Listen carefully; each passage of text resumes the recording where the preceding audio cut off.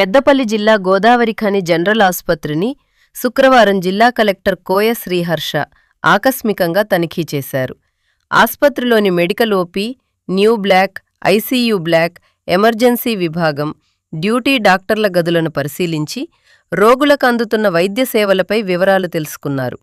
ఆసుపత్రి ప్రాంగణంలో జరుగుతున్న సీసీ రోడ్డు పనులను వేగవంతంగా పూర్తి చేయాలని ఇంజనీర్లను ఆదేశించారు. శానిటేషన్ పనితీరును మెరుగుపరచాలని సంబంధిత ఏజెన్సీకి సూచిస్తూ తక్షణమే కలవాలని ఆదేశించారు.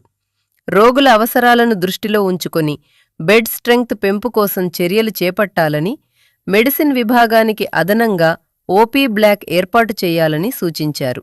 ల్యాబ్ యంత్రాలు, ఏసీ వంటి పరికరాల్లో లోపాలు ఉంటే వెంటనే మరమ్మతులు చేపట్టాలని అధికారులను ఆదేశించారు. ఈ పర్యటనలో డాక్టర్లు కృపాబాయి, రాజు, సంబంధిత అధికారులు, ఆసుపత్రి సిబ్బంది పాల్గొన్నారు.